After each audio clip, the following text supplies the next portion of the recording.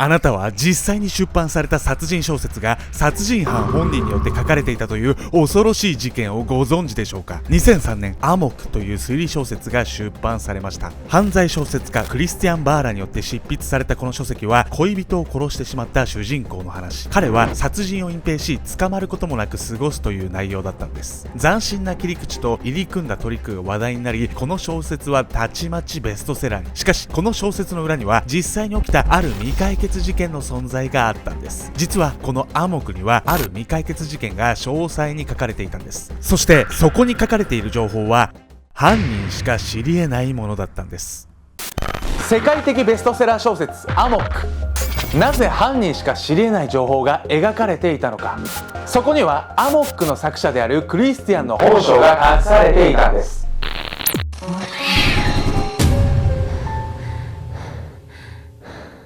はい、どうも。大学の時教科書は全部神田川に捨てたケンちゃんです。ヤミコです。さてね、本日ねご紹介するのはですね、ベストセラー小説に書かれていた事件と現実世界の事件がリンクするというね、もう意味が分かんない事件なんですよ。意味は分かるわ。男と女もリンクするじゃん。わお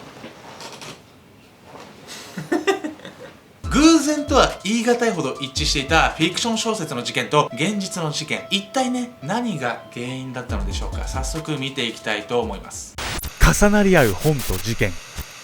アモク発売から遡ること3年前の2000年12月、ドイツ国境近くに位置するポーランド南西部の閑静な観光地であるブロツワフ市、言いづらいな。で、街中を揺るがす凶悪事件が発生するんです。現場になったのは市街を流れるオデル川。ここで一人の男が遺体となって発見されたんです。殺害された男の名はダリウス・J。ブロツワフ市内で小さな広告代理店を経営する男性です。ダリウスは発見当時スウェットと下着だけを着用しており、遺体の首には縄が巻かれ、両手は後ろで縛られている状態だったんです。さらに遺体には拷問の跡もあり、手足は大きく腫れ上がっていたんです。グロいわよ。グロいんすけど、実はね遺体にはねこれ以外にもね不審な点があったんですよ。さらに病理医が遺体を診断したところ、被害者の腸内にはほとんど何も入っていなかったんです。つまり事件数日前から何も食べていなかったということなんです。遺体の特徴から警察は他殺と断定。大規模なチームを編成し事件解決へと動き始めます。まず警察が行ったのは物証探し。警察は大量のダイバーを投入し、遺体発見現場の川から証拠を探し、法医学の専門家に森を捜索させるなど事件解決へ向け捜査を行います。しかしねこれらの捜査でねめぼしい証拠はね見つからなかったんです。そして警察は視点を切り替え、動機から犯人へたどり着こうと考えます。警察はダリウスの仲間数十人を尋問。そして彼が経営している代理店の記録までくまなく目を通しました。金銭的なトラブルや怨恨などあらゆる可能性に目を向け捜査を開始。しかしそこから犯人を見つけることはできなかったんです。それもそのはず、捜査の結果分かったダリウスの人物像は人望が厚く、ビジネスにも成功しており、金も持っていたんです。何そのパーフェクト人間。結婚してほしいぐらいのこ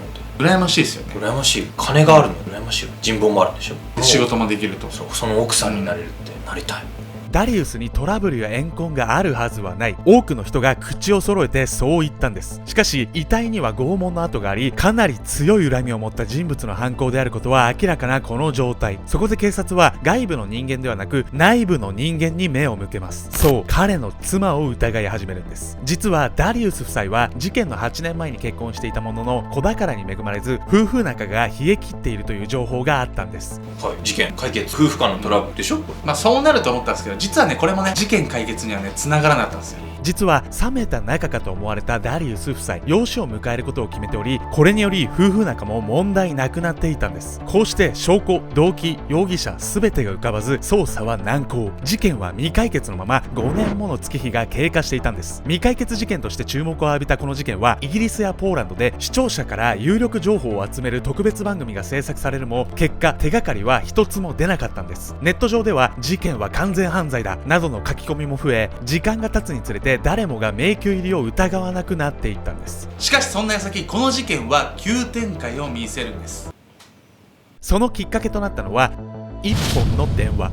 事件を担当するヤツェク・ウロブルスキ警部のもとに突然一本の電話がかかってくるんです。そして電話の主はただ一言、アモクという小説を読めとだけ告げて電話を切ったんです。ウロブルスキ警部は不思議に思いながらも何かヒントが見つかればと思いアモクを読んでみることにすると、その内容に衝撃を受けたんです。アモックでの恋人の殺害方法は拷問の後後ろ手に縛ったコードを首にも巻きつけるという推理小説ではあまり聞きなじみのない方法。あ、そういうこと？気がついたやっとやっとね。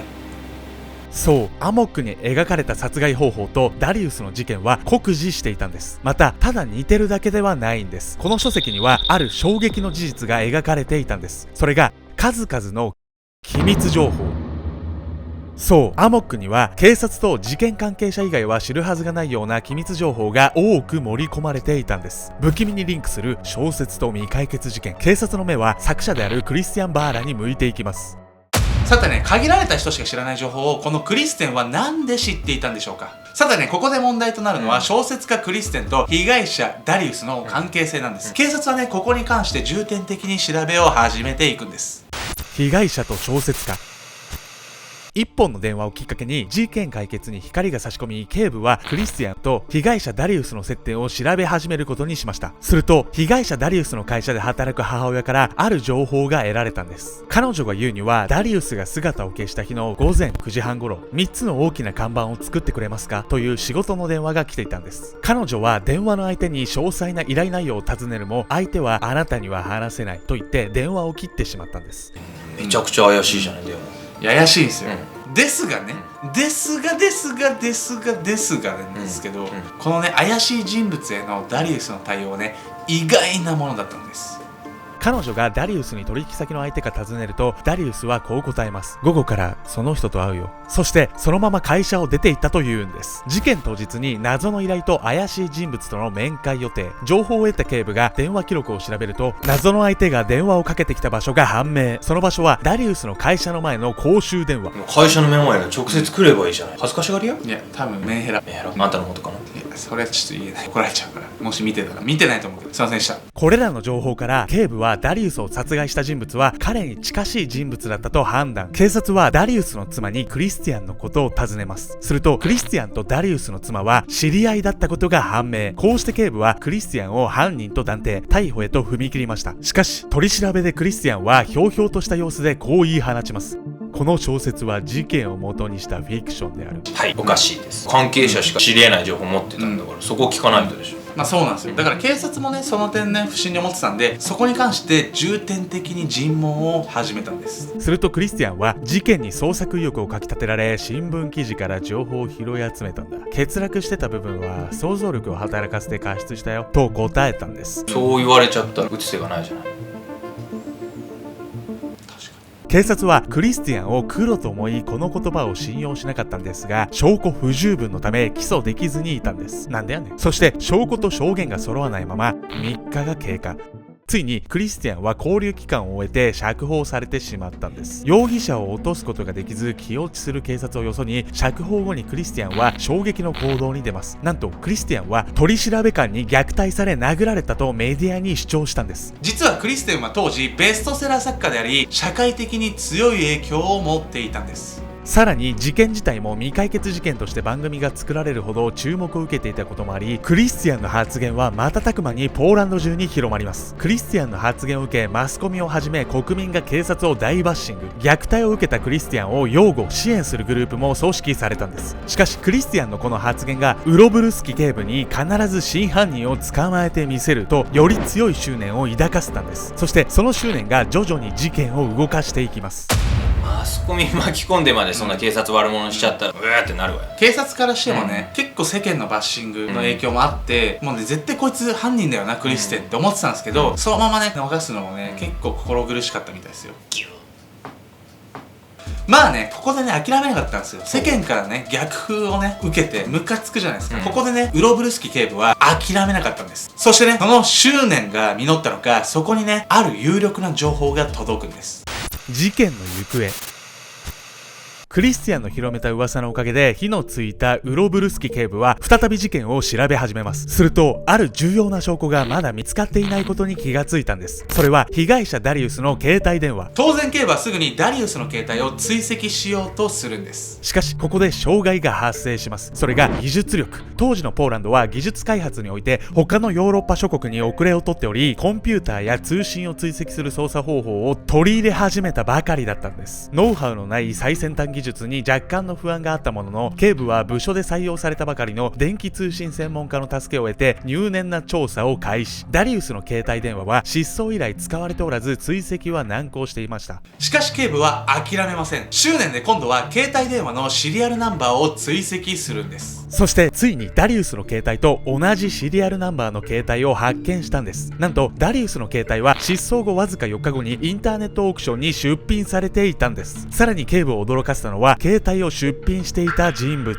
その人物とはクリスティアンだったんです。